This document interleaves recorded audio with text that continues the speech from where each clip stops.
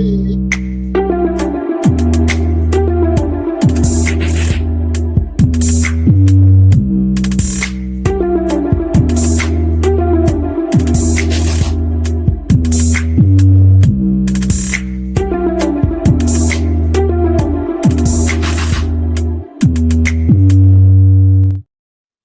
again, it's on. Welcome back to another great episode of the Better Than Sex Sports Podcast. Of course, you know I am the man on the street. This is Pharaoh King. Them dog who's in be more careful. The mad professor in the boot. Shout out to Orlando, all things looking Chris. And y'all know how we always start our podcast off. We always got to ask the brother, how was that day? Tim Dog, how it's going down there and be more. Man, I just watched the news. The police shot and killed a 70-year-old lady who was charging her with a knife. I'm like, yeah, I'm home. That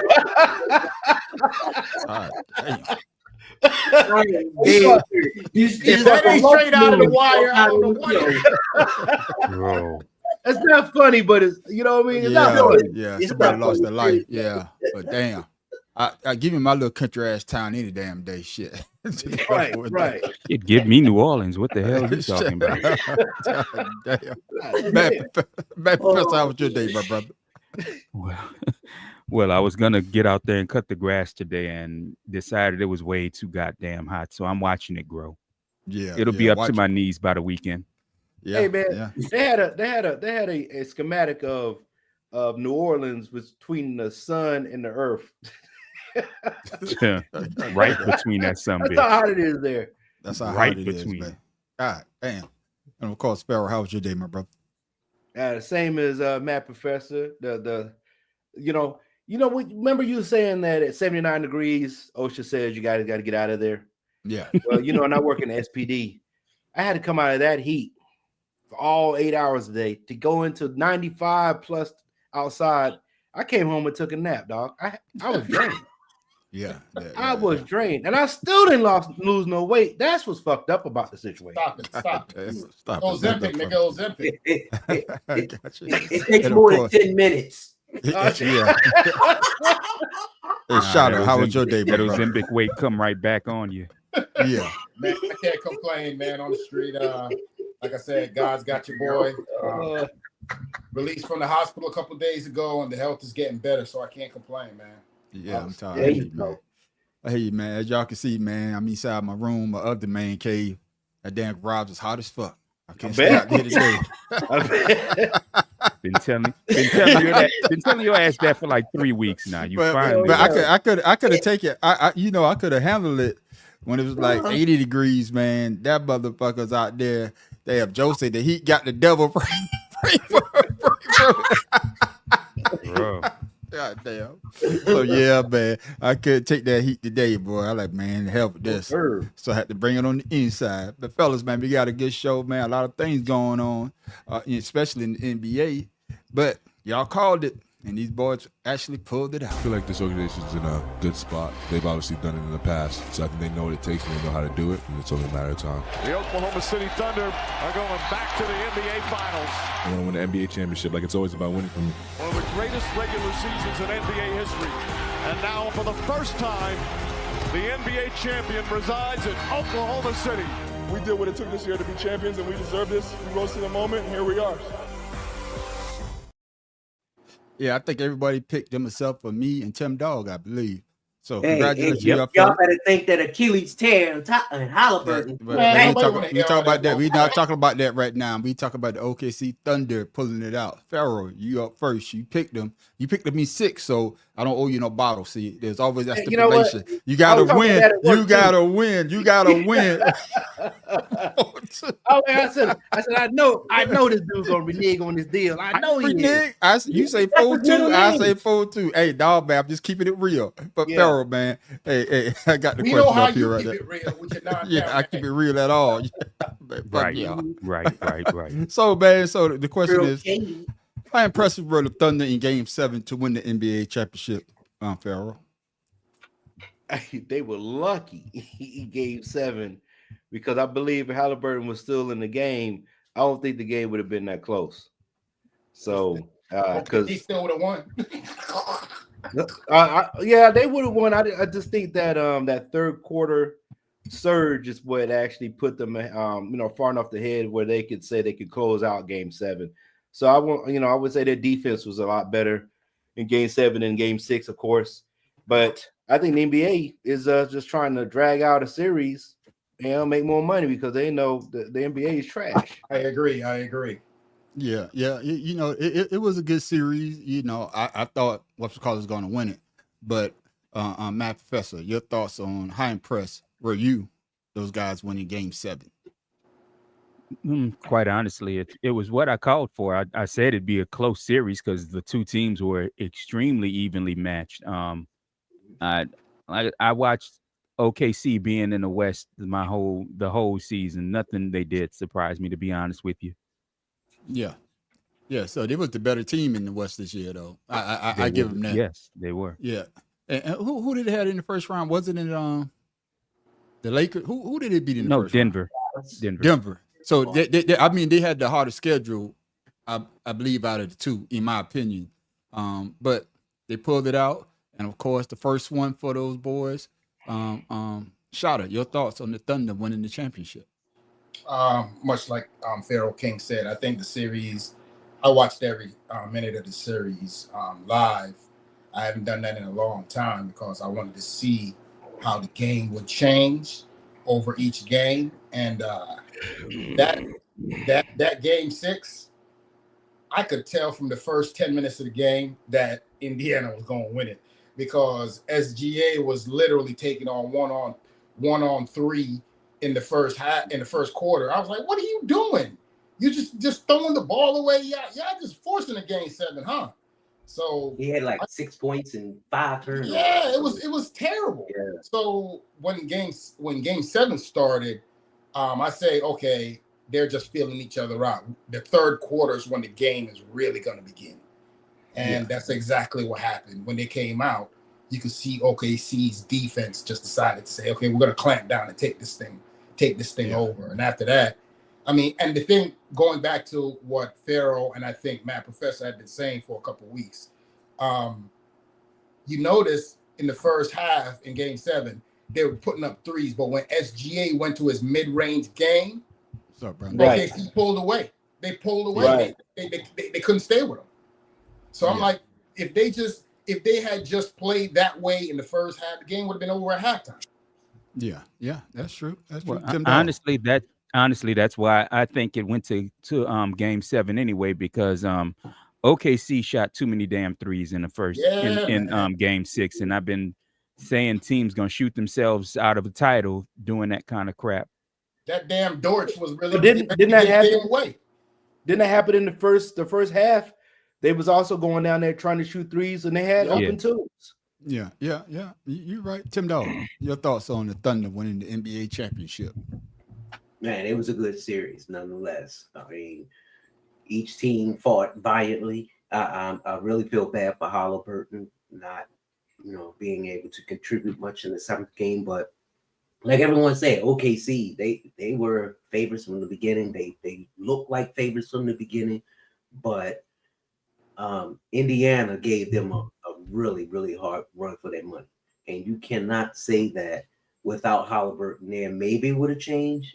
Possibly, I would give the slight edge to OKC only because they at home. But man, that boy SGA, as long as he stays healthy, he's going to be phenomenal. And I'm glad you say that. And I'm coming to you on this, Matt Professor. Has SGA put the league on notice after his performance during the playoffs and the NBA Finals? Well, to be perfectly honest with you, he put the league on notice last year. Yep. He just didn't have the hardware nor the team philosophy to do what they did this year. He just solidified himself to answer the question. He told the league, look, the old guard is done. I'm trying to usher in. I don't mind being the face of the league. Everything we said the face of the league needs to be, he did. He showed he performed when the pressure was at its highest. You don't hear nothing about him off court, and on court, all he does is ball. I mean, dude is it. Yeah. Well, even right now, Off the court, he has some good stuff going on off the court. Mhm. I think Right. that also adds to his to the face of the league. Yeah. So Farrell, speak on it. So Well, has he put the league on notice? Well, yeah, because he on top of everything else that he's done, he's a father. He also has a high school that he puts money into to have one of the high schools he does the dining facility, the DFAC or whatever you want to call it. Yeah. He upgrades that and he funds that himself so they can so everybody in the school can eat without having to worry about if somebody's on free lunch or whatever the case is. So he makes sure everybody gets fed at that school. So I think that's commendable as well. Yeah, and and of course, like we said before, they're looking for a face of the league, and why not put your the hat on SGA, Tim Dog? So he put the league on notice. Now he put the league on notice last year in the playoffs and for Canada in the Olympics, because that's when really people really got to see him in action in the Olympics. That's true too. That's right. Yeah, and then this season, he dedicated his whole season towards this goal. I mean, he came in second or third last year in MVP voting. So Yeah. I mean, you can't go nowhere but up. And the best quality about this young man is that he is so humble. Yeah. That is the best quality about him. He's not flashy, he's not, loud, rambunctious. He plays the game.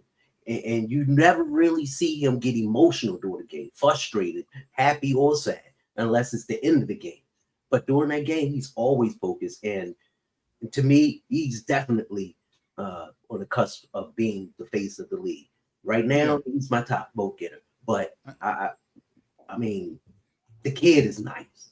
Yeah. As long as he stays healthy. Yeah, as long as he stays healthy, and I'm glad you said that, Tim Dog. And Farrell, you brought up a good point.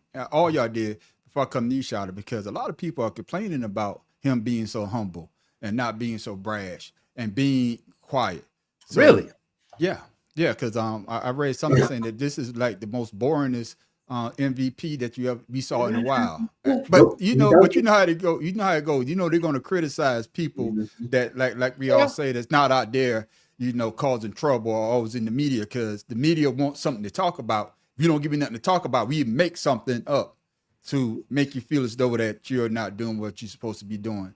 But we all know that he put him on notice last year and the year before that. That's when he started to click. So, Shaw, let me get your thoughts. The NBA, hey, they got their face of the league. I mean, whether they like it or not, he is. Like you said, this dude he's put himself in a rare group. Jordan, Shaq, ain't nobody else daggone did that. Freaking win the MVP championship and all that joint of the year, and he did it quietly without nobody. Like everybody said, he's not a rah kind of guy. You know what I'm saying? And I think that's the problem when it comes to professional sports in America, period. Because the same thing is going on. I know you guys don't follow track like I do, but it's the same thing in track and field. You know what I'm saying? You have Noah Lyles, who won the Olympics last year. He's loud, brash, this, that, and the other, but he ain't doing nothing. You see what I'm saying? He's loud, but you got all these other players, all these other track stars. What's up, people? That's my brother. That's my brother. So my thing is, Don't believe him. SGA just basically came. He was very quiet. Came out, and he's doing the same thing Jokic did. Nobody really knew about the Joker until he went on the court and started doing everything, and everybody was like, "Who is this cat?" You know what I'm saying?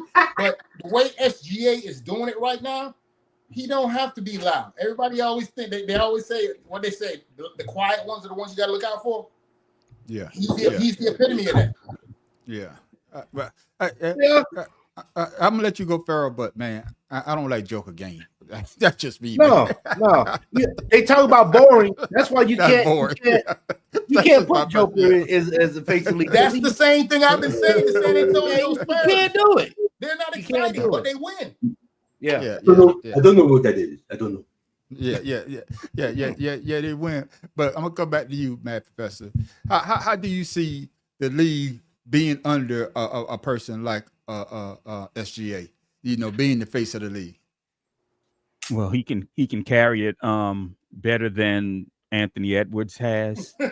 Anthony Edwards tried, better than Ja Morant tried, better than a lot of these other cats, because quite honestly, he's somebody you, based on the way he plays, based on his personality, based on everything about the dude, he's somebody you want your kid to look up to, because again, you've never heard of him being in trouble with law.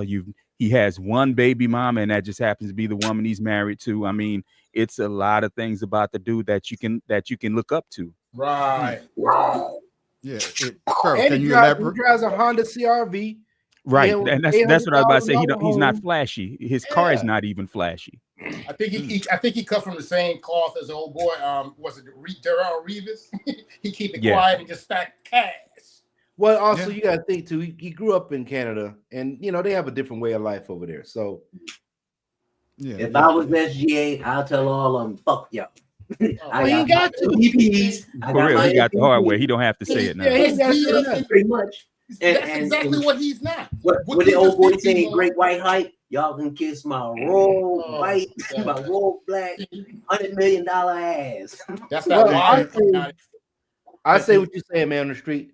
They want to see the black people fail in a sense. That's the way I see it. With this guy being humble, and I won't say humble, with this guy being professional, right, and just going out there doing his job, that's what people want to see. That's what we want to see. Right. The media is the one that's downplaying this crap, and I don't believe people are saying that he's Stephen boring. A. Smith and Malika daggone Virgin Andrews can't stand that heifer. Right. So that's the way I see it, man. Yeah, it wasn't Stephen A. that said that, because Stephen A. I believe likes his game, but I guess I say that because of the fact that you don't hear nothing about it, and plus he's in a small market, and that's what I'm gonna ask you, Farrell, before we move on to the next topic. Yeah, seeing that a small market team and the way that the Thunder put that team together to win the championship, how impressed are you with their organization? I would say the same thing. I'm gonna leave the sport and go to baseball. When the Marlins, the Miami Marlins now, but the Marlins back in the day, the smallest smart market team, and also the smallest. What you call it when they get paid, financial, whatever the case is. They won the World Series. Yeah, they won the World Series, and then that kind of boosted them a little bit. You know what I mean? They started getting a little bit more, whatever. But then they lost their players, so you really haven't heard anything from them since that point. But they did the same thing, So it's a very impressive.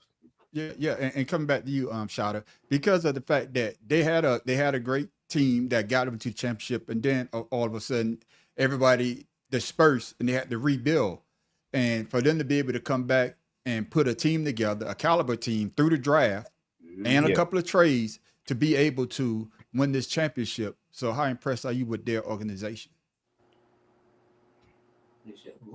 Shouter. Oh, my bad, man. My joint clicked out. My bad. I'm just. I mean, there's nothing much you can say about anything when it comes to them, because, like I said, that's hey, he got that move. Just touch you. Joe is out of control. But I just think that they did it the right way. I mean, they quietly built a team that nobody really saw coming. Nobody really had Oklahoma on their radar ever since Russell and Durant and all of them left.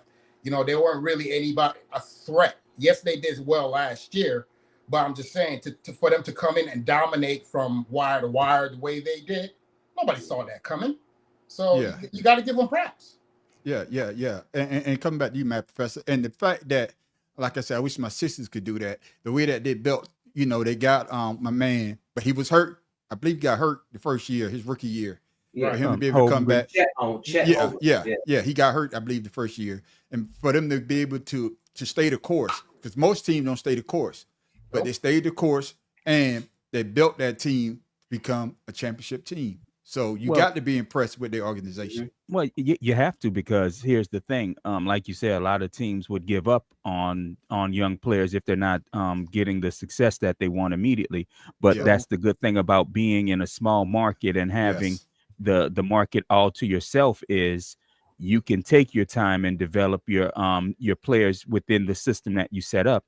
And that, and the fact that they have a fairly young coach and front office management, it means that they can be patient, because again, imagine trying to build a team like this in New York or LA with which is something LA should have done a long time ago when it came to rebuilding behind Kobe.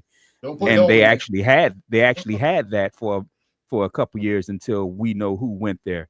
But being in a small market, they can afford to sit there and be patient and build that team, because hell, the only thing going on in Oklahoma is college football, and that's only for 5 months out of a year.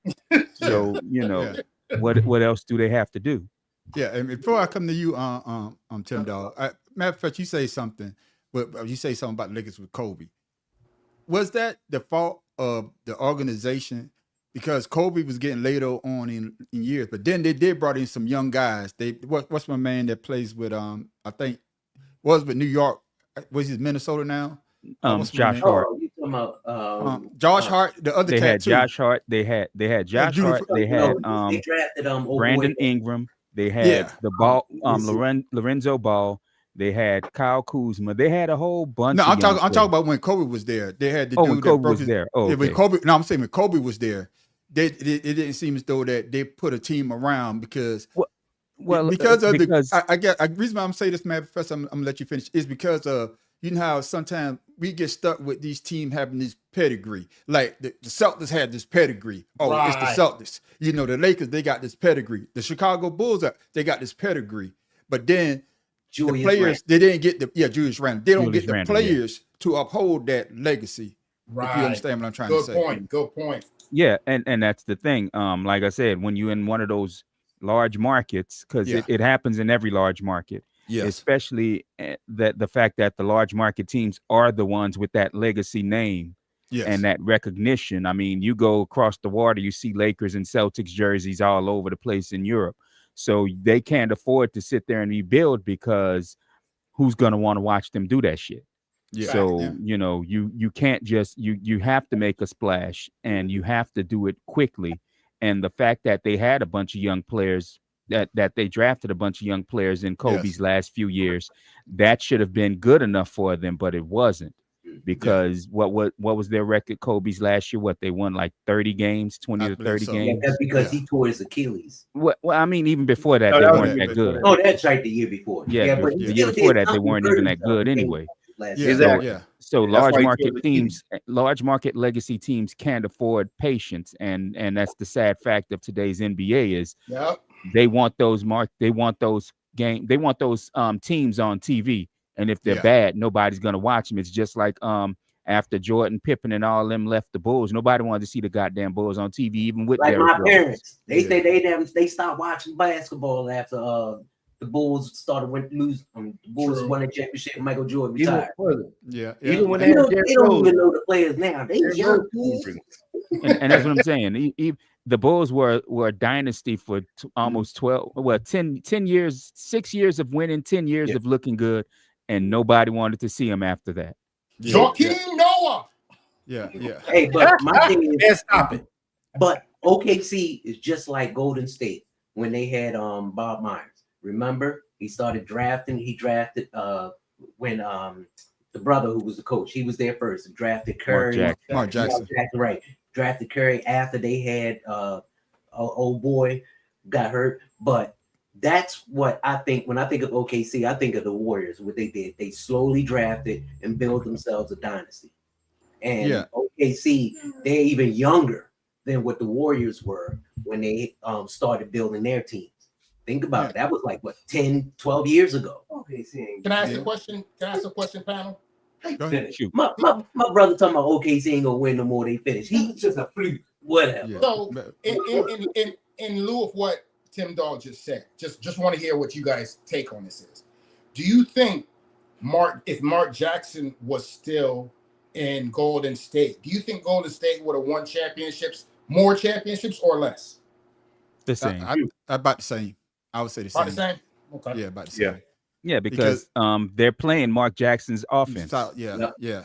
And the only reason I asked that is because the simple fact is with the OKC game, I saw the mid-range, and we've been talking about this on and off on a podcast. But Mark Jackson's game was built on, okay, I'm going to play the big man down low and open it up for Steph and Clay if that's not there. But now it's like, okay, we look for the three and then we go down low. You know what I mean? Yeah. So that's why I'm saying, would it be different if he was there and Kerr wasn't? The only reason I say that it's probably be the same because the fact of the matter, he started the 3-2 ball. You know what I'm saying? We shoot the three. If we shoot more threes than they shoot twos, we're gonna win. He started that philosophy, and of course, Steph Curry came into his own, and we did. I didn't expect Clay to be as good as he was. Right. And then, of course, you got the antagonizer coming down there to do what he do. So it just all came together at the right time. And a perfect example, of that was, boy got a head coaching job. Remember when Steve Kerr was hurt or sick or something? And what's my man son? Oh yeah, Bill that just died. Bill Walton's son got the head coaching job with the Lakers because of what he did with the Golden State. They thought he was getting. You understand what I'm trying to say? So the system is already set. You just got to copy it. All you have to do is copy it, man. But Tim Dog, you brought it up, man. You see it happen, man. But damn, oh god, damn it. Well, it's one of those injuries, man, that I didn't like seeing, and hope y'all didn't like seeing it as well. Halliburton against SGA, one-on-one on that side. Nembhard kicks it out, Toppin. Good contest from Dort. Halliburton falls down. He looks hurt. Here comes SGA the other way, inside, and Williams throws it down. Halliburton's hurt right away when he fell.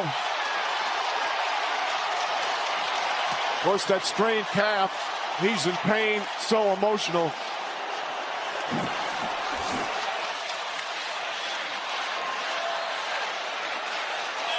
It's the right calf right away.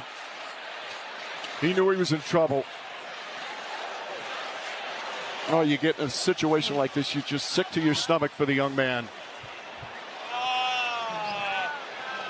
We'll take a timeout.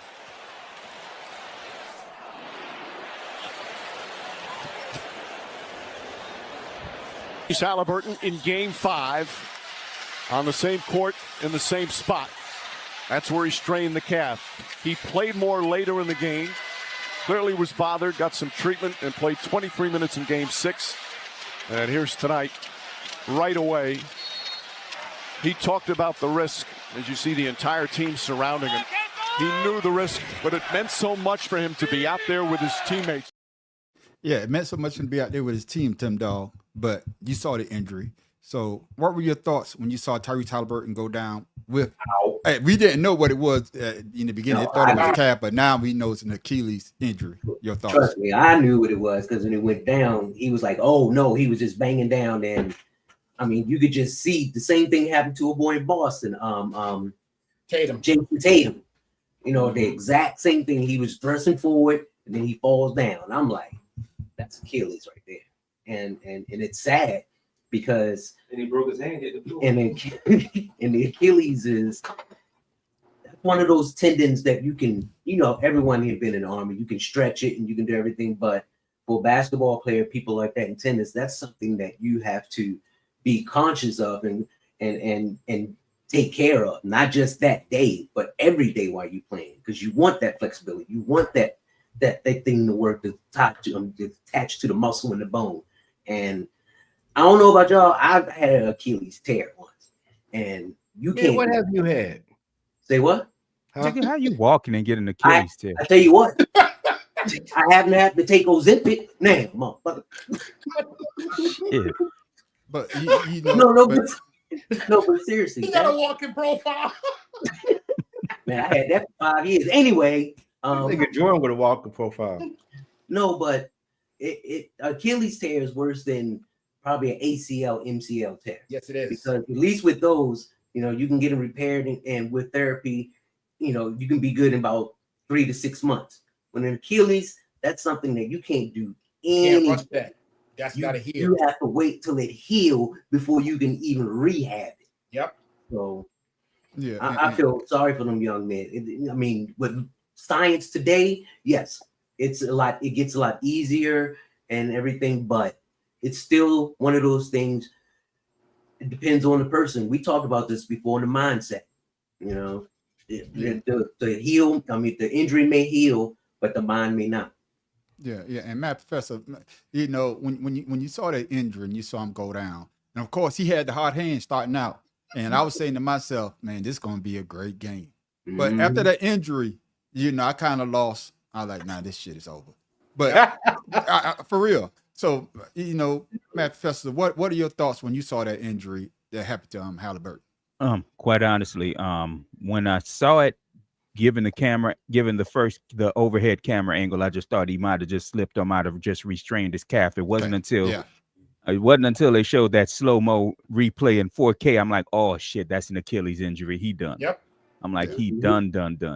I mean, it's a shame. It's sad that it had to happen to him, but honestly, I salute him because he knew that it was always a risk since he had already strained that calf muscle 2 games prior. So he knew it was a risk that this could happen. So I mean, yes, you're fighting for a title, but he could have easily said, bro, I'm not going to do this. I'm not going to risk my career for a single title. I want multiple. So, you know, I feel bad for the dude, but you know, this kind of shit happens, and it's happening more and more. Yeah, and I'm glad you say that, Matt, Professor. And I'm coming to you, Pharaoh, because of the fact that it could be a career-ending. Hopefully, it's not, but it could be a career-ending injury. And let's say if you had to say that, Pharaoh, I'm not going to play. Then people are saying, you know, some pundits probably saying, look at him. He's not thinking about the team. He's just thinking about himself. He's soft. You know, back in the day, Moses Malone when I went out there with a dislocated shoulder. What's my man that played with the Knicks? With a knife in his side. Yeah. What's my man that played with the Knicks? Oscar Robinson? No. Willis Reed. Willis Reed. Willis Reed, yeah, you know, walked in, scored. He only scored 2 points that whole game, but the first 2 points that he shot. But my thing is, they would have probably said he would have been soft if he didn't go out there and at least try to play. But of course, now we know what happened because he did try to play for the team. So, what's your thoughts on the injury to Halliburton? My money. I don't want to play him to keep my money. Right. You know, like I need him healthy for next season. We made it this far. We got this deep into the finals. We could win the finals next year. Well, I'm going to sit there and have my player go out there regardless of how he feels, because we know how calf injury is. It's just like a sprained ankle or a strained groin or something of that nature. You can't perform well. And matter of fact, he did the same move that tore his Achilles, that strained his calf. That's his move. So I wouldn't have put him on the court just for the simple fact of, you know, as a bit on the business end, you messing up the money.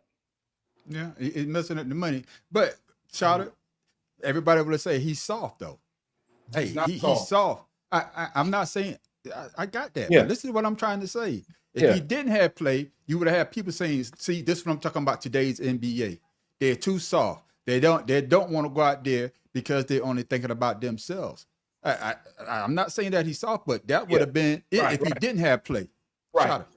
I can see what you're saying, and people are always going to talk that don't do shit. You know what I'm saying? I was watching something the other day, a podcast, and somebody said, like, he was saying, it's easy for us as armchair quarterbacks to sitting at home watching the game, talk about, oh, he's so. You can't do that. What he just did. You can't do what he's an NBA player. Like, come on, man. But I digress. Yeah, I did.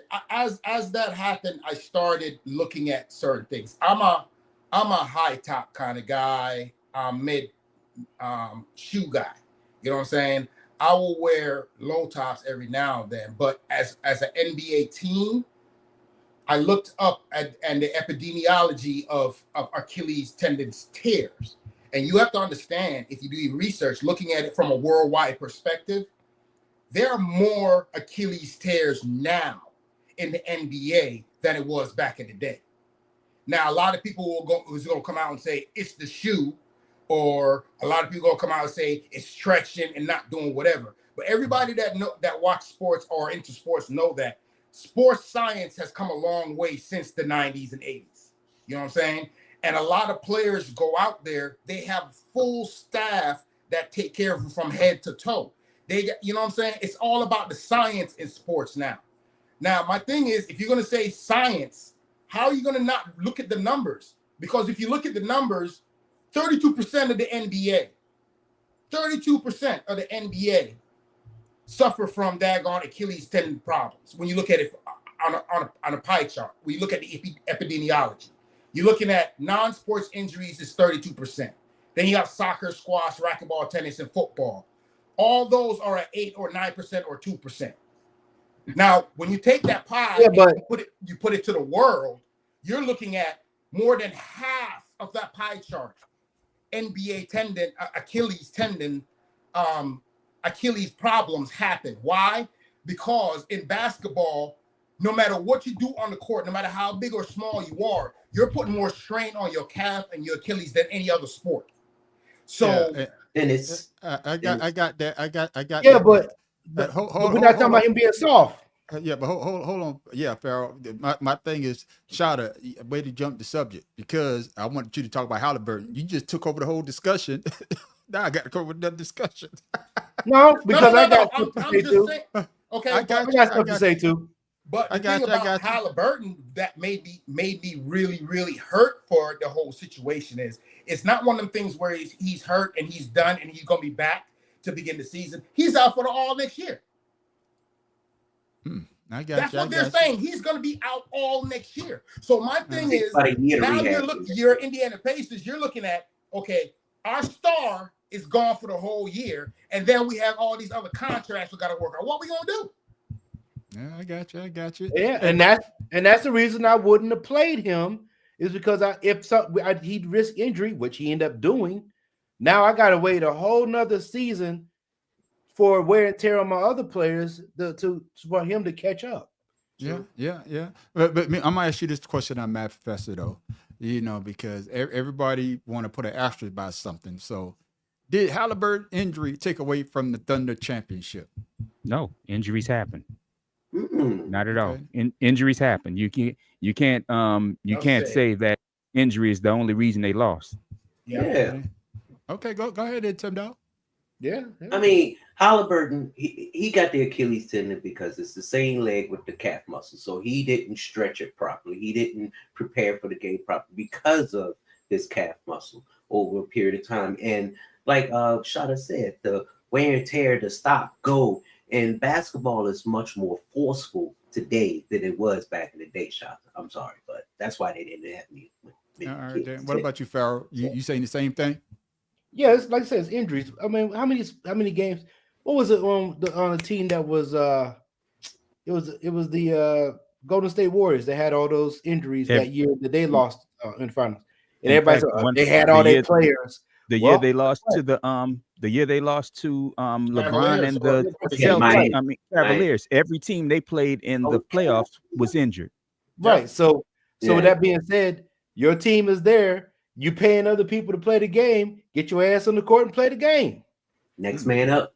Yeah. Shada, your thoughts again about? I agree with the panel. It's I don't believe it's professional sports, and we all know in professional sports anybody can go down at any time. That is why you have contingency plan. That's why you have a bench. That's why you should put all your eggs in one basket. You got to have something. And that's why we had Tom Brady. It's part of the game. You can't complain about it. Matter of fact, let's take it one further. When Aaron Rodgers won his only freaking Super Bowl, you had Charles Woodson on defense. He went out before the half, and they still won without him. So, what I'm saying is, it's a team game. If it wasn't a team game, then what are we talking about? True. Mm-hmm. Okay. All right then.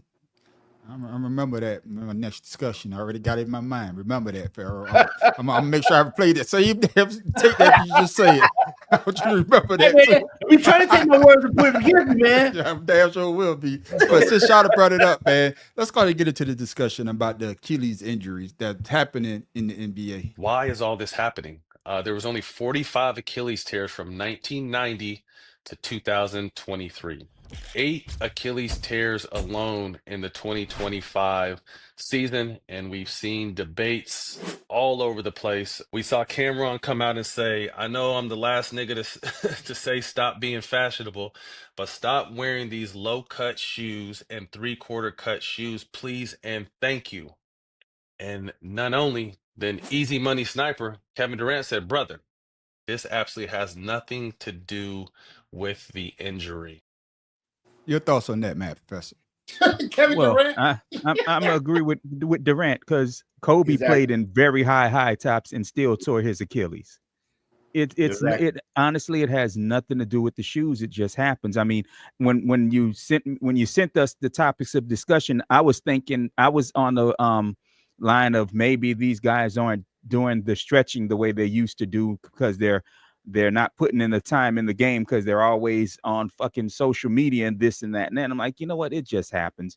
I mean, hell, back in the day, we might have not known that it was an Achilles injury somebody had. They just had a calf strain. Yeah. So, you know, I mean, you can't. Cameron saying that is just silliness. I'm sorry. Yeah, you know, before coming back to you, Sean, I know you already spoke about this a little bit and about the shoes because of whatnot. I think that because the athlete is so more athletic than it was previous years. Not saying that the 90s and the early 2000s, but I think these athletes are more athletic, if you ask me. But then he says something else later in the video. I had to cut it short. He says that it may be because these young players are playing more basketball with the AAUs, with all these tournaments. He said that by the time these guys, if they do get to the league, they already add at least 5 years to their body. So do you think that may have something to do with it as well? I mean, yes. I mean, if you look at the whole picture, you can't just, like Matt Professor said, everybody's going to have their own opinions, but numbers don't lie.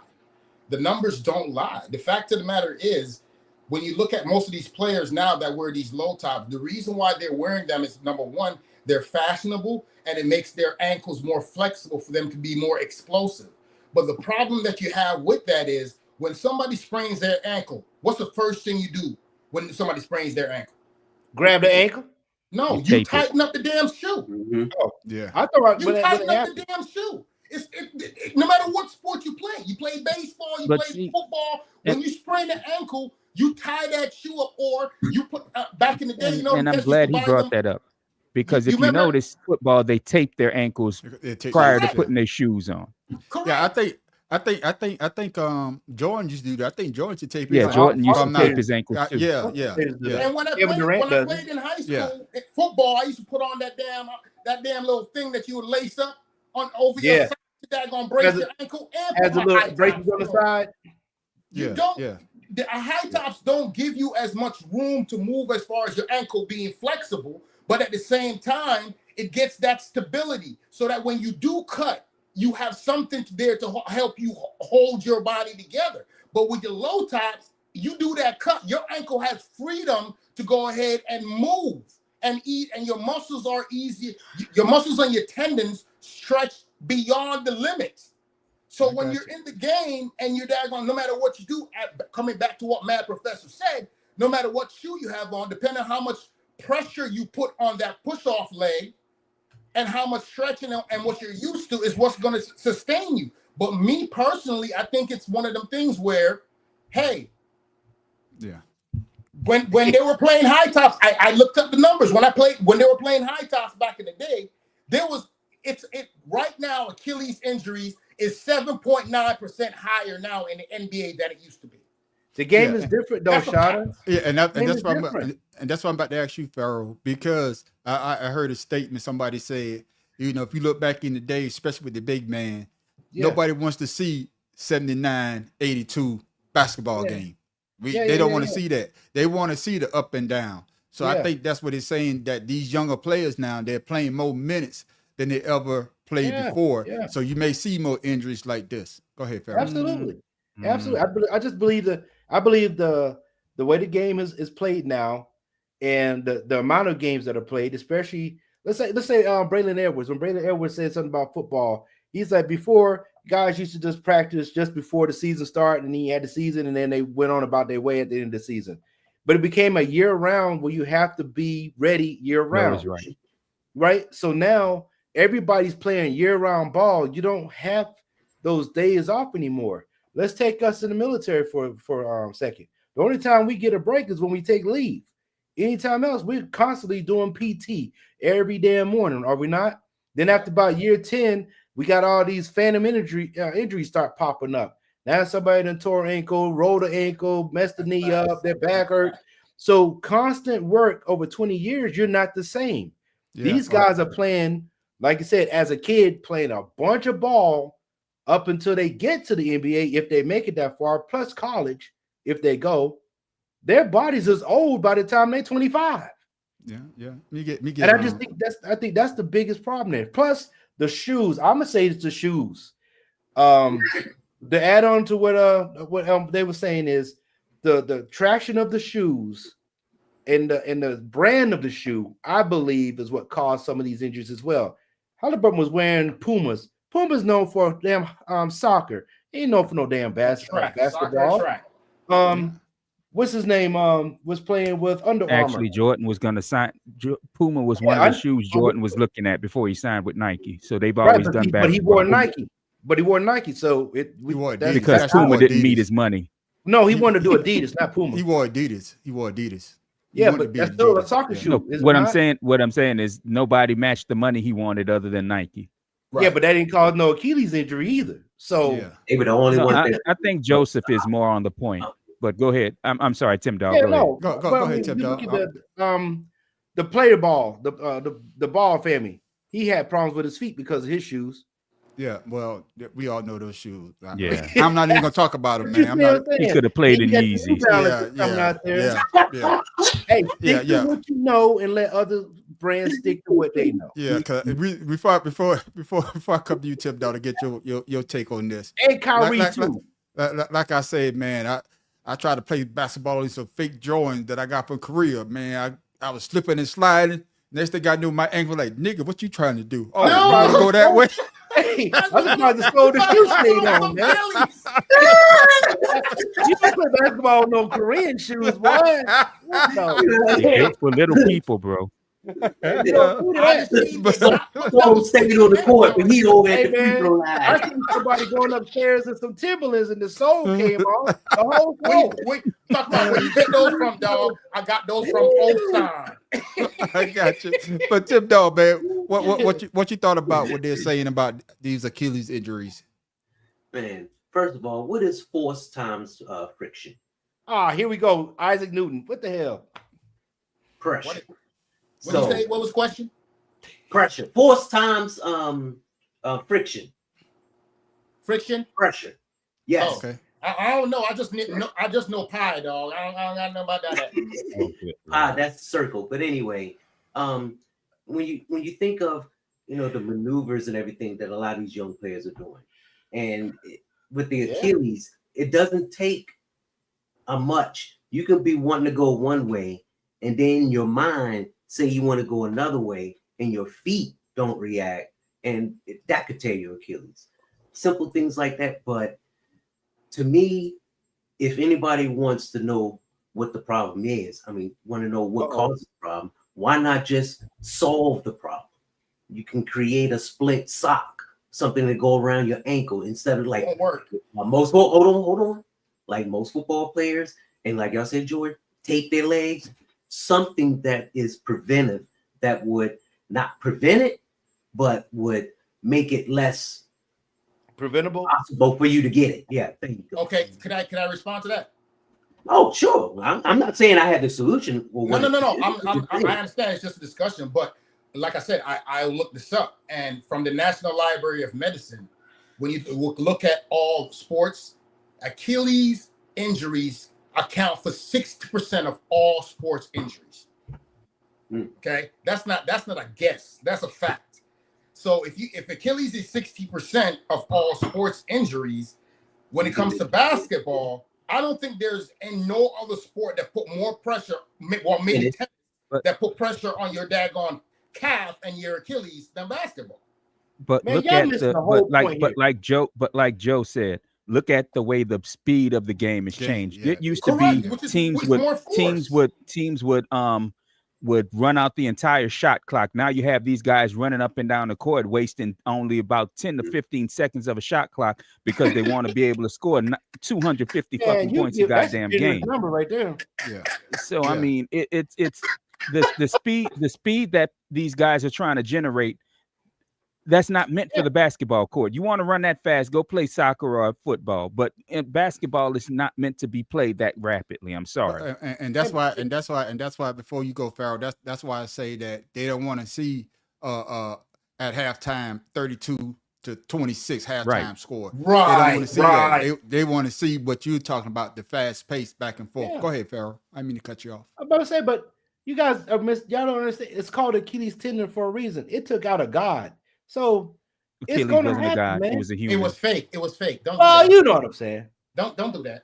That's a myth. Don't do that. You know what I'm saying. It took him out, man. He took him out the fight. But in myth, there is some truth. But like they say though, man. Hopefully, we hate to see these guys, especially star players, because majority of you guys are star players on their team that has the Achilles injuries, man. And if they're one of your star players, you hate to see something like that happen. Anybody. Or anybody. And just like y'all say, remember Kevin Durant told his, I think Kevin Durant was just standing up. And I don't think he went to make the move. But I'm just saying, okay, and he just stopped. But okay. But like I say though, it's a soft tissue injury. Can we also say maybe it's part of the diet? A lot of these guys are not, they're more vegan and stuff now. Because remember we was talking about the your ACLs in the NFL. Remember we had that discussion. Why is so many soft tissue ACL tears in the NFL? Right. And it goes the same thing. These guys are bigger, powerful, more athletic than the previous years, even though it's still professional level. Yeah. I believe sometimes the diet might even have something. Yeah, and last thing I'm gonna say, man, you notice they didn't say this the 50s and the 60s. The motherfuckers wearing Converse. All stars. Them joker would do a set shot. Don't jump in here. May as well pay them bare goddamn feet with them damn shoes. I hate those goddamn shoes. My mom bought me a pair. My mom bought me a pair when I was younger. I think I wore them shits twice, and I'm like, you know what? I'll get these motherfuckers away. You had some Converse All Star? Yes, sir. Yes, sir. Blue high tops. Yeah, you wasn't the shit. Tim Dog, no. You used to wear them in high school. You wear them kindergarten. Converse. Shoot, we got out. Shoot, I'll tell you. You know what I hated about that shoe? Why did they put the little circle on the inside of the damn ankle, man? Why did they do that? You know what I hate about that shoe? Every fucking thing. I hate that goddamn shoe. The last day before we move on, because we talk about shoes. The one shoe that I don't know if y'all had them, but we had them, but you couldn't tear them motherfuckers up for shit. Them damn Pro Kids. But you couldn't tear them motherfuckers up for shit. I don't care how much you try. Hey, and don't walk across no wet grass. You're gonna slide like you're on ice. Don't do it. Y'all remember Jack Purcell's? Tim Dog, you was riding with Jesus walking there if you had sandals. Yeah. Don't do that. He had the Moses shoes on. He had the Moses 2000s. Bro. Hey, your daddy was my Uber driver. Damn. That's all right. See, this is why I apologize. He got to drive double dribble. Yeah. My bad, fellas. I don't have a video for this one, but I want us to talk about the NBA trades that was going down, man. It's a lot of them that went down this week for the last couple of weeks. But the question is this, Shada, what NBA trade surprised you the most when you heard about it? Listen, that damn Celtic daggone trade, that is the most ridiculous shit I have ever seen in my life. How do you bro? Jason Tatum is gone. You gonna trade away two of your starters? So who you gonna have for next year? Well, we got Jalen Wiggins. Bro. Jalen Brunson. Bro, no, for the Celtics. What's his name? Jaden Brown. Listen, You trade away 2 of your starters, and one of your starters is going to be gone for the whole season. So you telling me you're going to put all your eggs in the baskets in the draft and hopefully daggone get somebody? Listen, Porzingis and damn your boy, what his name is, Joel Embiid, they need to retire. They're just taking up space in the damn NBA. Why this motherfucker? Oh, you got him started. Bro, why? They're taking up space. Yo, I ain't saying that, Porzingis man. went from New York. Hey, to I'm daggone- calm. I ain't been drinking like I usually been drinking. I'm calm. Hey, the So, draft is tonight. Yeah, the draft. Yes, it tonight. is. Well, Watch in nobody about 30 cares. minutes. Nobody Yeah. cares. Nobody cares about the NBA draft because the fact of the matter is, most of the stars that's been in the NBA draft for the last couple years coming out of the 2nd and 3rd round. Nobody gives a that is damn true. about the 1st round no more. I'm glad you say that. Shout out, jump the subject again. But let's get back on topic. come We to got you. the jump rope going on, don't we? Jump rope like a motherfucker. Come back to you, bad professor. What trade when you heard about? You like, damn, I didn't see that coming. That Celtics getting rid of Porzingis and Drew Holiday of all people. Crazy. I mean Man. that Man. to me, Yeah. I wasn't surprised the Pelicans traded CJ McCollum because he was the only trade. He was the only Right, thing worth right. trading on the team. So Can Can I ask you this question, Matt Professor? Can I ask you this though? Were you more surprised of the Drew Holiday, not Porzingis? Drew But Holiday. the Drew Holiday was without- the one that you because like. Drew Damn. Holiday made them a title Yeah. contender. Yeah. I So don't get I mean, that. you could see Porzingis wasn't fitting in. So Yeah. everybody. In fact, I think We all before, said right that. before the playoffs started, we all said if there was any Oh, one yeah. player on any team that was Team, gone, it would yeah. be Porzingis. I think we Yeah. all Oh, said yeah. that. Yeah. that was So that's unanimous. not surprising. But you brought in Drew Holiday to win you a title, and Yeah. then to turn right around and get rid of him. That's stupid. Yeah. I agree with you. Everybody saying he was a good defensive player Yeah, for the Celtics. bro. Holiday was He was pissed the when heart of that found out- team. Heart of No, that team. listen. Yeah. We was talking about this when the Bucks got rid of him. Right. Yeah. Right. Damn, No, sure the Bucks did. got rid Yeah. of And him look for what the damn Bucks Damian become. Lillard. What the fuck were Yeah. they thinking? So Yeah. I So don't know, so man. I so don't so know. Pharaoh. So I'm gonna ask you, Pharaoh. Ain't anybody brought his name up yet? Durant. So yeah, nobody I'm was- about to say Durant to me Okay. because he's supposed to be winning the title with the Phoenix. You know, with the old boy. What else? Hey, can Is you this say? the same Kevin Durant that left OKC and went to daggone Golden State? man, and they listen. went to New Jersey with Harden and But, and but what's, Kyrie. what's in Houston? Did him? What's in that Houston guy? though? Man, What's in please. Houston? Shoot, Who's they in gave Houston up to win the Jalen title? Green. James Harden. They gave up a lot. I mean, What's Houston in gave up a Houston? lot. Humidity. They That's Yeah. gave in up. Houston. Oh, But Houston Yeah, gave but up a what- whole lot What though. is going to win down there? I think Houston gave up what? They 10th pick. Jalen Green, I think they- Dylan Brooks. But I think they gave up their pick as well. Dylan Brooks doesn't Yeah, they gave matter. up a pick. If you Yeah. give up Dylan Brooks for They gave Yeah, up that Brooks is Durant done. overall Yeah. pick. Did you say Come on, Dylan man. Brooks? Who's Dylan Brooks other than blowing in people's ear and aggravating people on the court? Yeah, the what is it? The new Lance Stevenson. Get out of here with that shit. Come on, Five man. second Before I come to you, round. Tim Dog, the one thing I would give Dylan Brooks is that he gets under people's skin. Now, That's all and he that can and, go for. and, and some, Yeah, but some being an antagonizer No, ain't yeah, a but way to that's- build a that's my- career. but that's what I'm going to say. Robert But that's what I'm was the going to best say guy. though. What I'm going to say is some teams, and just like Kevin Garnett said that if he talk trash to a player and he see that he gets under their skin, it throws those players off. And that's what Dylan Brooks tried to do. And the team, they're close. If you got a soft team, Sixers, he could get under Embiid Stop it. nerves Don't do that. and cause him to be.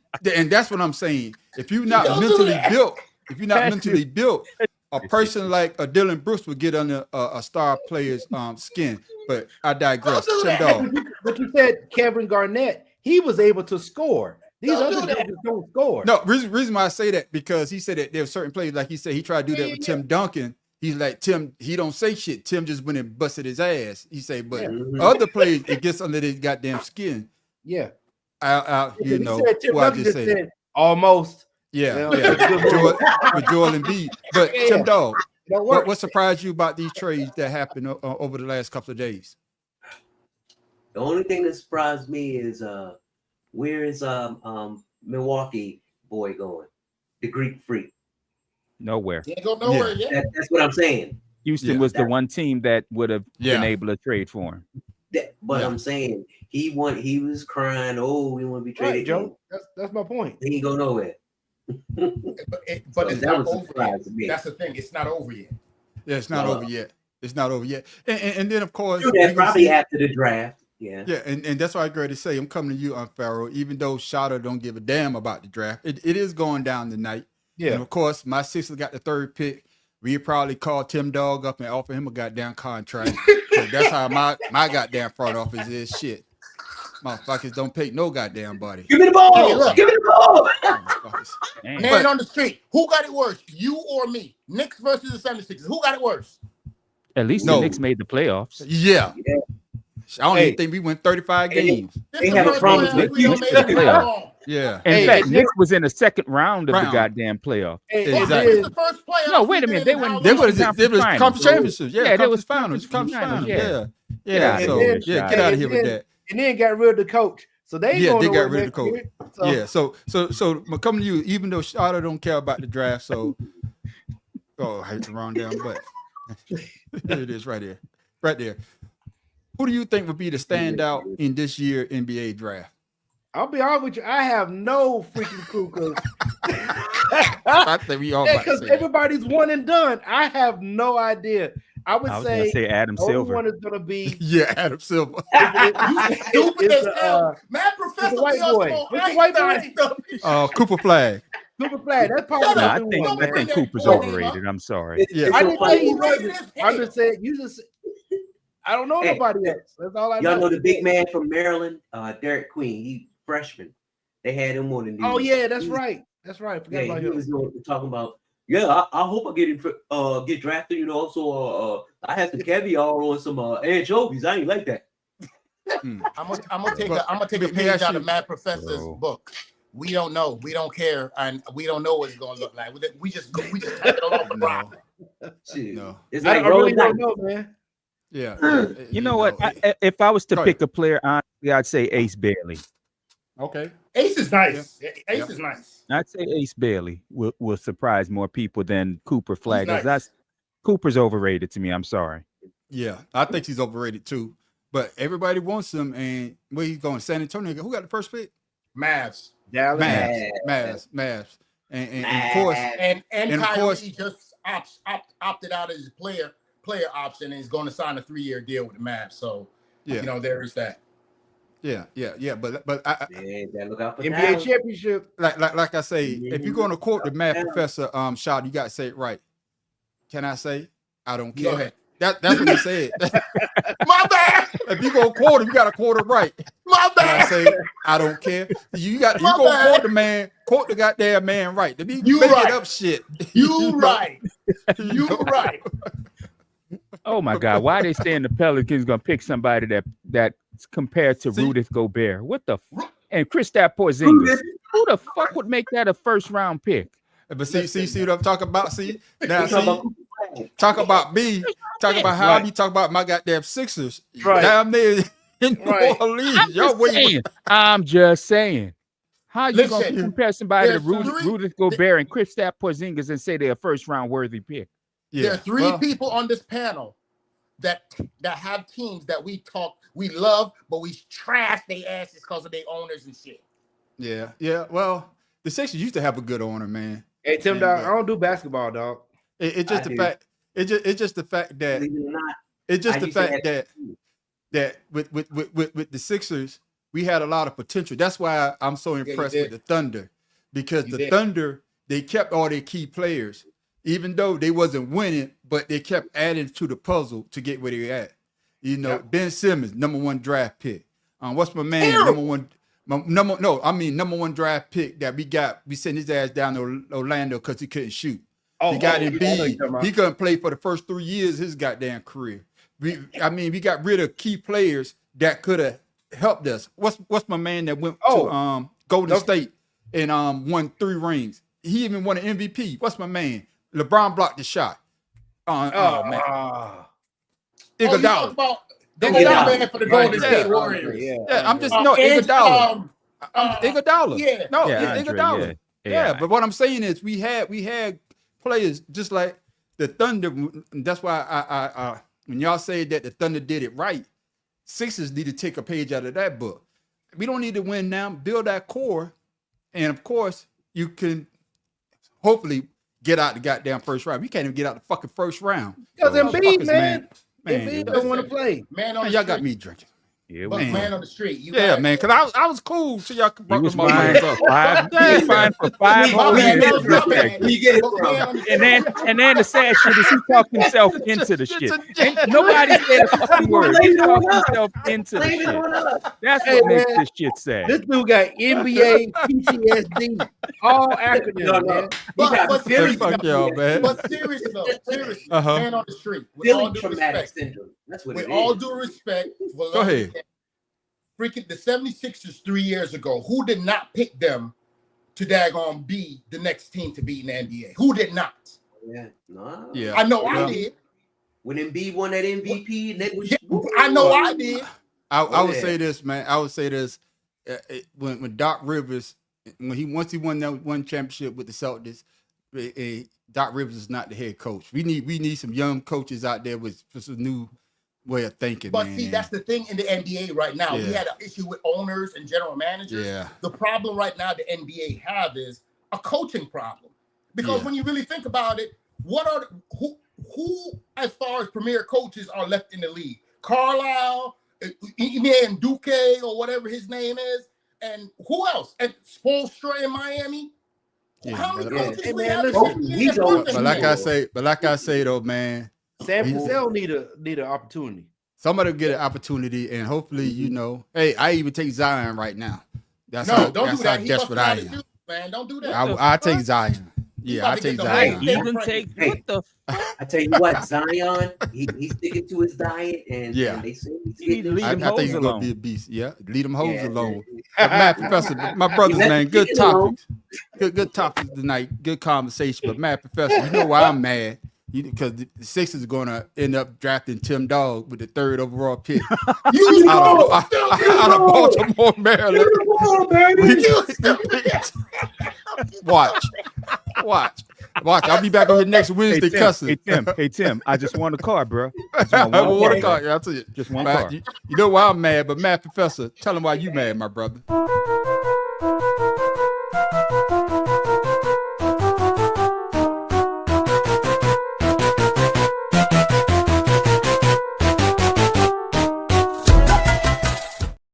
Oh, Ron Harper's son. Okay. Yeah. Tell him why you mad. Yeah, Hopper, but all right. Well, let me tell you what made me mad. This weekend, for the first time in a long time, I watched the College World Series, the College Men's World Series. Did too. Yeah. And in the second game, the coach for the Chanticleers was put out of the game in the first inning for arguing balls and strikes, like major league managers do. During the press conference, this motherfucker said his team is based on the philosophy of owning it. Then he turned around to blame the umpires for losing the game. When he admitted to saying, I heard an inkling of a warning. Then, motherfucker, that was your time to shut up.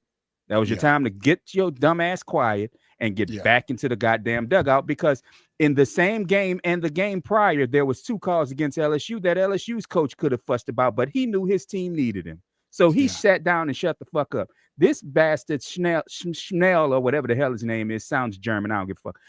He decided to fuss with the umpire. And then his first base coach decided to back him up and fuss with the umpire, and they both got tossed.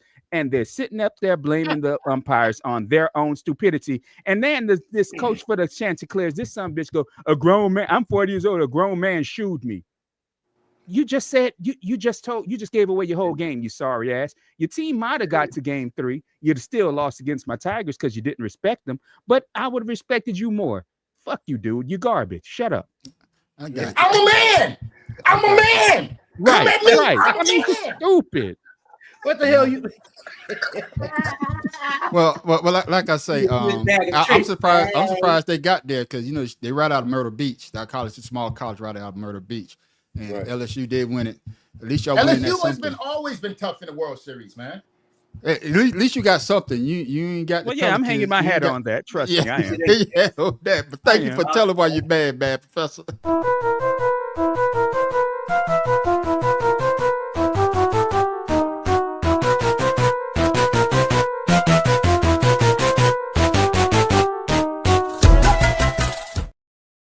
before we get winning LSU, Got it. what do you think about Coastal Carolina? How you Coastal Carolina? They being in the Sun Belt, they played a rather weak schedule. And honestly, watching them play, I like their pitchers, but their pitchers didn't scare me at all. Okay. But I respected them getting there.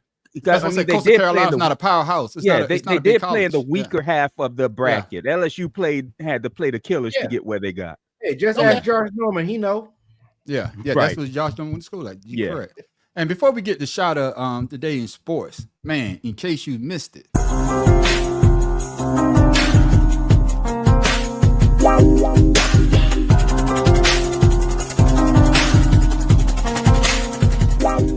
You got fingernail polish coming out. Explain it. What's the story behind it? I'm wearing it right now, man. Bucket blue, self-explanatory. Point guard pink. Goat gold, what are we striving to be? Net neutral, real calm. Swish, we got rookie red, because I was a rookie.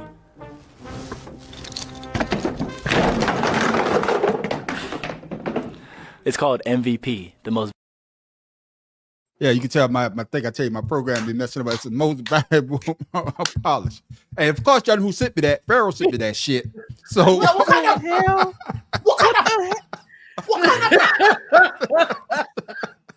Hey, Pharaoh. You know that is what's causing Achilles tears, right? There you go. There you go. I'm glad somebody brought this shit up.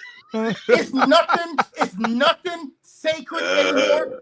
Now you got Deebo Samuels wearing dresses and people. That's what TV on. What the? Hey. It was that our weird sport of the week. No, that's not the weird sport of the week. That's in case you missed it. Weird black nail polish. He's going to the Pacers.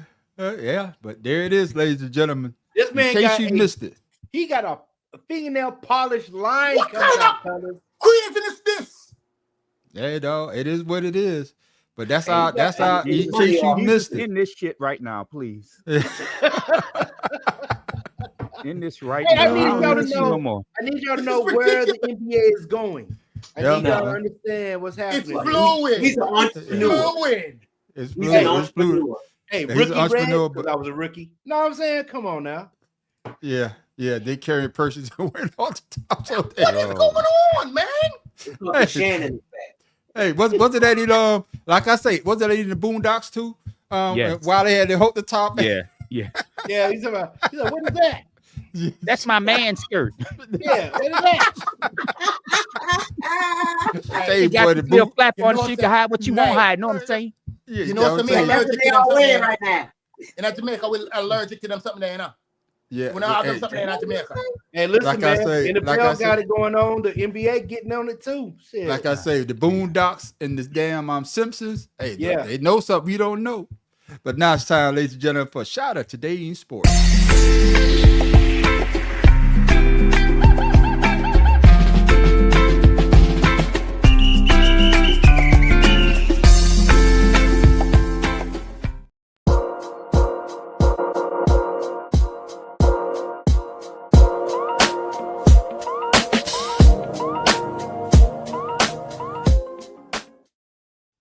So, ladies and gentlemen, what do you think they're going to tell you about that Mr. Man there on the screen?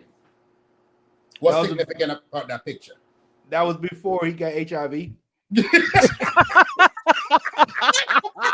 I was about to say that shit. I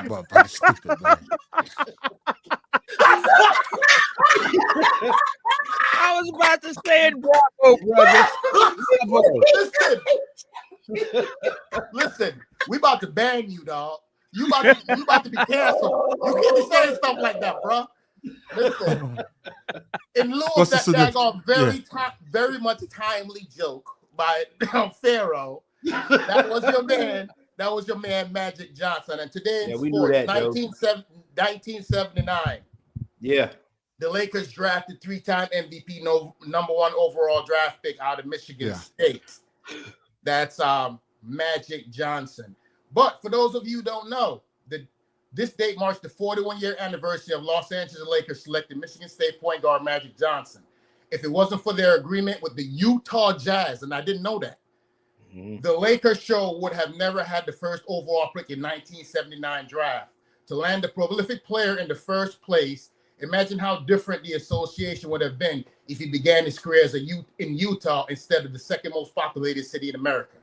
In reality, Magic spent all 13 of his NBA seasons in the city of Los Angeles, becoming the 12th-time All-Star, 3-time MVP, 3-time Finals MVP, and 5-time champion. That man got a resume. That man. You didn't see a show? They did a biopic. And he went to dinner, and the Utah Jazz owner said some shit sideways. That's how he ended up with Los Angeles. I did not know that. So when I was doing my research, that was good information I had. I did not know that. So that's today in sports, ladies and gentlemen. Fire to the people then. That's what I'm talking about, Shawty. Another crazy thing about that is, think about, because the Lakers I just came up, I think they won the championship the year before that. Yeah, they did. Win the championship. Yeah, they did. To get the number 1 draft pick, and that's not the only one. It wasn't Worthy a number 1 draft pick as well. Yes, he was. Yes. So that, just think about these teams now that are sorry that are getting these draft picks, but back in the day, superstar teams, and that's why the Lakers won so many goddamn championships. Well, the Lakers thing might be that's over crazy now because they just sold the team for what? $10 billion. That's 9 zeros, people. Actually, they didn't sell the team. They sold majority stake. Majority stake in it, yeah. And thank you for that shout out. Some motherfucker ain't got money, got more money than we got all together. The LA Dodgers. Yeah. He's gonna make even more money. But thank you for that shout out today in sports. Oh man, wrong button. Wrong button. You're good. No, ain't the wrong one, because he's always tailgating off your damn topic. I hit the right goddamn button. Shit. Yeah. Y'all motherfuckers the same damn shit.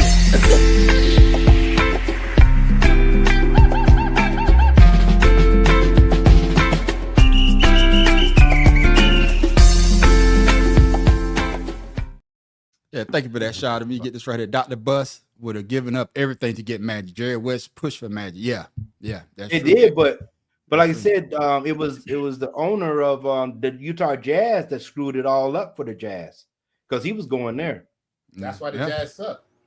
Yeah, and Carl and John Stockton. John Stockton, yeah. It is what it is. But ladies and gentlemen, it's that time. Oh man, we done gave you a bunch of good ones, a bunch of greats. This one was still the greatest. This is what Joe been waiting on all day. But this is not a bad one though. This was not a bad one, man, Professor. I think you're gonna like this one. This is not a bad one. I'm taking bets. Okay, I'm telling you, I think you're gonna like it.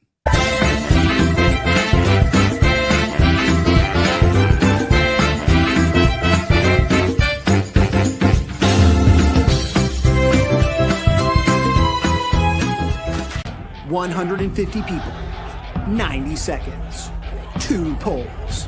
Bowtie Oshi combines Capture the Flag, American football, and a lot of wrestling to create a beautiful and brutal game. Played twice a year by the cadets of the National Defense Academy of Japan. Bowtie Oshi looks like pure chaos. A gunshot signals 2 teams of 75 players to try to take down their opponent's pole. You've got all of 90 seconds to get the flag to 140 centimeters from the ground and win. It looks like a wall of colliding flesh, but up close, months of planning can be seen in both offensive and defensive strategies, which look like a wall of flesh. While still played at a handful of schools around Japan, the violence is, well, you can see why parents in 2021 are not super stoked on this game. Rings of players protect their team's pole, divided into the roles of support, barrier, interference, and scrum disabler. Oh, and the rider on top, who rides on top and kicks. On offense, you might scrum, attack, or support. It's all about planning the frequency and location of your attack, with strategies meticulously plotted and practiced to take full advantage of the game's short time frame. See, Matt, Professor, I told you I think you would like that. I've actually seen that before. Yeah. I'll do that. I'm gonna do that. I'm sorry. I'm checking out the draft. The right draft. Now. Ron Harper's baby mama is nice. Okay. As Juan would say, smash. Miss Maria Harper. Okay then. Smash. All right then. But yeah, but that's our weird sports right there. It wasn't too weird this week. Hey, it was pretty. No, it wasn't. That was wasn't too weird. weird. See? No, but Hey, it's hold on. not something So that Mad the United Professor- States never heard of. You know, like a lot of people around here never heard of that. So, Yeah. Hey, but Mad Professor's letting them know I'm gonna get up that pole. Yeah, that Joker boy got, but that motherfucker got the top kicking up. I already got wanna be doing my that. legs. I don't need nothing. That's all I would have been at the top. wasn't he? Oh, I'll play that. I definitely will play that. But there it is, ladies and gentlemen. That is our Wait a weird minute. sport of the Hold on. week. Time out. Them soft Jamaican Americanized Jamaican feet not gonna get you up that pole, Shada. I just need you to know that. But them gorilla claws will. First of all, let me tell you something about Jamaicans. You understand? Let me tell you something about Jamaicans. If we get we get up on that pole, then nobody will get the flag. You hear me saying? Yeah, but you've been here since you was what, 14? Your feet, you know your feet. Yeah, your he feet Americanized buttery soft. now. You know your feet buttery soft, dude. That Joker can't even walk outside. That's like me back in the day. My feet are soft. You're right. Yeah, we know that. Yeah, they soft. That's why you. That is why you golf. Hey, it's funny he say that. I was actually looking at some tireless golf balls this weekend. Because of that. I was like, I'm gonna send this shit to him. They just hate doing. Hey, the guy he that guy in a given mood. Oh goodness. I need a. Can I help you? Hmm.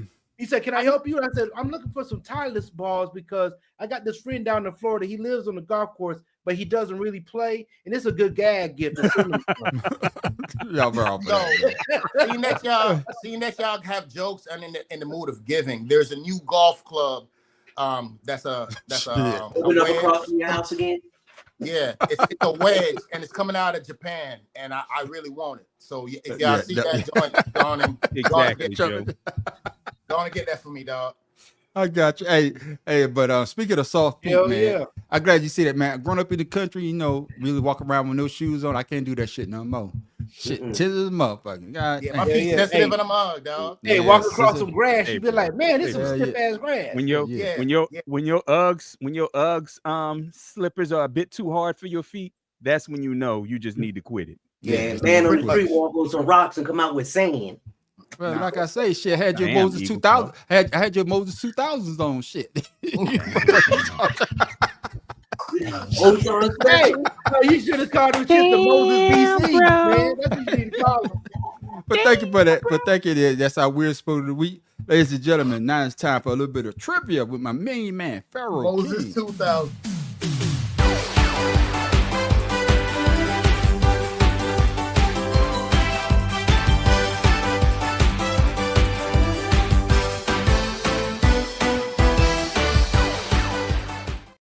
Bro, King, what you got for us this week, my brother? All right, guys. So with SGA, win the championship, he averaged like 30 something points per game in the finals. 29.2. Anyway, 30.3. Damn it. In the finals. Here's the question.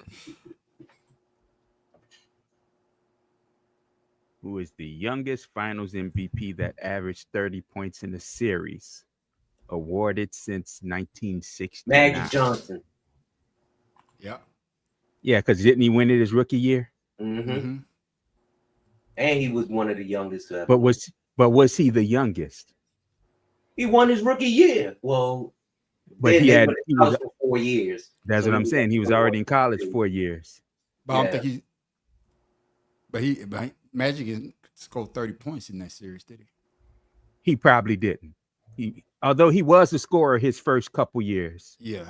I don't think he's averaged 30, not behind Worthy. The youngest. Probably Shaq. Allen Iverson. No, not in the finals. No, he didn't want an MVP. He did. That's a good question. I'm going with Magic, man. That's the only one I can't think of. I mean, No, I'll switch it up. No. Give me Larry Bird. Isaiah Thomas. Give me Larry Bird. Oh, yep. You know what? Yeah. Pharaoh, what you got? Y'all ready? Yeah. Might as well. Dr. J. Better not be no. Dwayne Wade. Mother. That's what I say. Dwayne Wade. Oh Shit. my goodness, Dwayne Wade. I forgot. 24? All about that. Right? Yeah, that Damn was show. before. That was Oh, with before, Shaq. Nope. No, that was Shaq. Shaq. That was with Shaq. That's the first ring with Shaq. Yeah, that was with Yeah, Shaq. That was it. That was Shaq. Yeah. So that being said, you know, he won because SGA is 26, so he's the second youngest to win it. Damn, I forgot about Dwayne. Well, I didn't forget. He averaged 30.3 points per game in the finals. Yeah, I forgot. Yeah. Finals games in the playoffs, and 32.7 points per game the whole season. So, that being said, we're gonna have a little bonus. What other three players other than SGA, who's now the fourth player, that win scoring title, playoff MVP, and win the championship? Who's Michael Jordan? We know Michael Jordan was one. Shaquille O'Neal. Yeah, Shaquille. And got one more. You said get this one. I know you said MVP, season MVP, Finals MVP, and scoring title. No, just Finals MVP, scoring title, and championship. Oh, championship. Oh, Dirk Nowitzki. No, he didn't win scoring title. He didn't win a scoring title that year. Shaq. Shit, I don't know. Got Shaq. Yeah. Oh, we got Michael Shaq. Jordan and SGA. SGA is the fourth player. Michael Jordan did it 4 times. Only other player I think of is LeBron. Lou Alcindor, bitches. 1971. My goodness. The Bucks. That's right. That's what I say, Lou. I want y'all. I gave y'all the other two. I gave y'all the other two today, right? You 2-0 today, right? Yeah, that's right. I gave y'all the other two shit. Y'all can't come with the third person. I I know told it's y'all Lou at the top of Alcindor. the show he can't count. Yeah, I can count. It's time. It's Pharaoh. It's time for you to go take his liquor from his ass.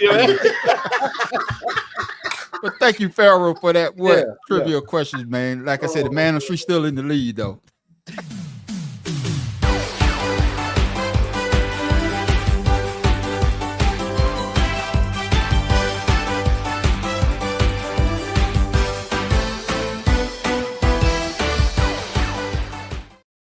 Tim Dog, before we come to you, hey, Matt Professor, we ready to pick? Did the Sixers? Who did the Sixers already draft? Yeah, they got your boy VJ Edgecombe. Who? VJ Edgecombe. Exactly. See what I'm saying? See what I'm saying? See what I'm saying? See what I'm saying? Y'all think I be fucking shit? No. This kid is nice. No, seriously, this kid is nice. I watched him play at Baylor. He's nice. Okay, he's nice, but is he not nice trusting enough? you. We don't trust you. You in Baltimore. We don't trust you. Man, you be quiet. See what I'm saying, man? Damn. See, y'all need to find a coach. Fuck that. What I need to do, not let you have your segment. We need to block you out. You give stuff out. Here's the scouting report on Edgecombe. It appears that he's the favorite over Ace Bailey. Some league front office executives wonder if it's all a smokescreen for Daryl Morey to try to get Ace Bailey and not get this dude. But on paper, Edgecombe makes 6 for the Hawks. He is explosive high motor. He's an explosive high motor wing who flies out of nowhere for poster dunks and chase down blocks. He pairs his elite athleticism with a knockdown spot-up jumper and fearless slashing.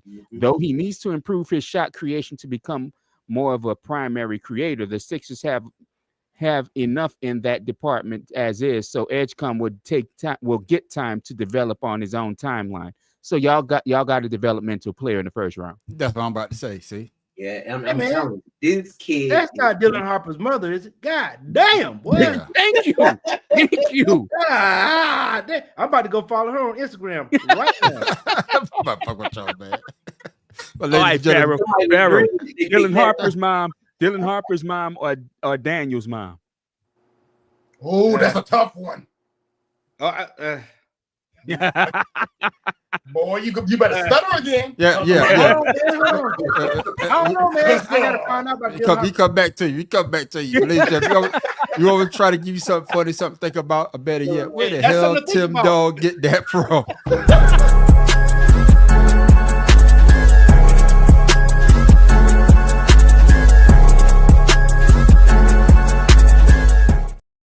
Tim Dog, what you got for us this week, my brother? Now, we're in an age of technology. We're in an age of everything being fancy. But you know, the one thing I really miss that you could probably do at your grandma's house. Slam the phone on somebody and let them hear that bro.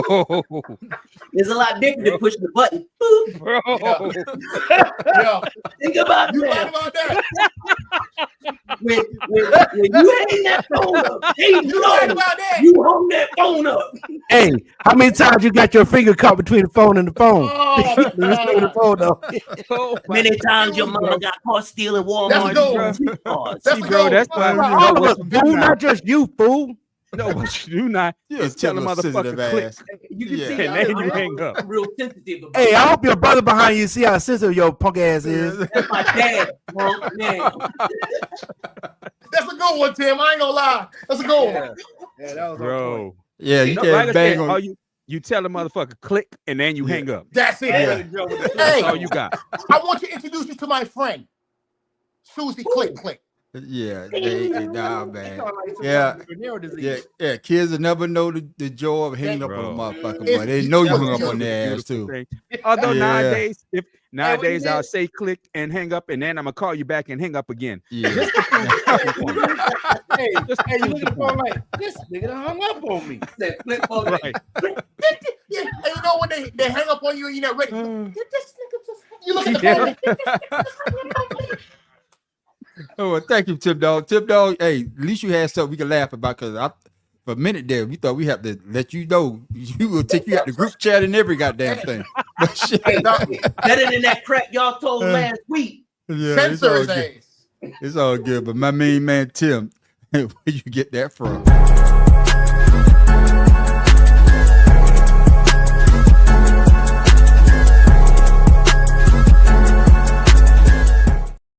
You know it's good when my wife come to the door and be like, yes, I missed that. Yeah, the good old days. Matt, Professor, what you got for the people before we go, my brother? Man, and shout out to social at the same time, too. I ain't got nothing. I haven't done shit in a while. Don't plan on doing shit in a while, to be perfectly honest with you, because everything is pissing me off with Felon 47. So, just follow what I have at the MathProfessor.1. And don't try to YouTube go and to Blue Instagram. Sky to look at his shit, because he ain't updated that shit forever. And like I said, I haven't done anything in a while. I'm gonna do something after work tomorrow. So He a working man now. wait for tomorrow. I'll get something out to you. Tim Dog, what you got for the people, man? And shout out to social while you're there, my brother. This guy told his boss that he need a raise. He got a notice from 3 companies. Boss said, "What companies?" He said, "Gas, electric, and cable." Yeah, there Instagram, Father's Love 99.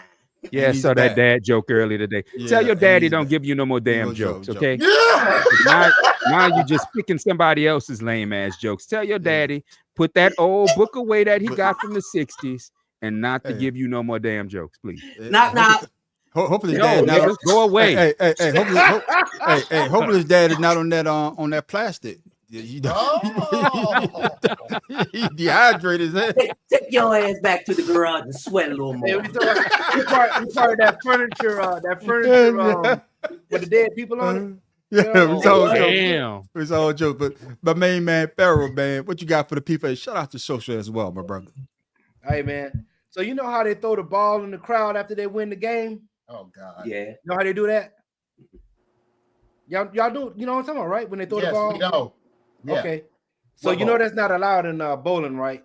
So I know that now. Oh, shit. Another bad dad joke, but I laugh. I want you on that one, Pharaoh. Oh, Oh, shit. go ahead and throw the bowling ball in the crowd. Say something. You're terrible. You're terrible. Shout out to social there, Pharaoh. Hey, Pharaoh_71. Dad jokes and relationship advice. Come to me. I got you. And my main man, shout out, man. Glad to see that you're here and you're feeling better. What you got for the people? And shout out to social as well, my brother. Yo, I just can't. I don't have no jokes. I just wanted to thank God for keeping me on the other side of this daggone. You know what I'm saying? I'm not in 6 feet under. But yeah, just hit your boy up at One Love Shot to Blue Sky. And that's all I feel. Everybody have an Irie week, yeah? Yeah. I don't have anything for the people, but you can find me at the Man on the Street Show on YouTube. Hey, I dropped my first VEO last night. Created myself with the Kung Fu shit. Yeah, that's the Man on the Street trying some new shit, trying some different shit. The man on the street. That's right. Man on the street doing other damn things, man. But you know what it is. But you can also find us on Facebook as well. With the Better Than Sex Sports podcast. The Better Than Sex Sports podcast. He started drinking again. And Facebook. We also got another show we call get a little bit of air conditioning and lose the ability to speak. I know. I be trying to get up out that goddamn heat. We try to talk fast. But you also find us on Friday night at 8 o'clock for 2 Cigars and a Blunt on Facebook and YouTube as well. We always have a good time. Stick around for the after show we call Ashed Out. But make sure you come back next Wednesday for the Better Than Sex Sports podcast going down at 7 o'clock. Always do talk sports and sports entertainment with really, really bad dad jokes from Tim Dog. And with that, ladies and gentlemen, I am the man on the street. This is Pharaoh King about to go follow Dylan Harper's mama right now. Them dog and be more careful. I hope she got razor blades. Oh, geez. Why you have to follow him? Y'all some haters, man. Y'all wilding so hard. I made bad shout out of Orlando. Lord have mercy. With that, ladies and gentlemen, we are out. Peace. Now I got to go look up. I got to go find it now. All right, peace. Peace out, fellas.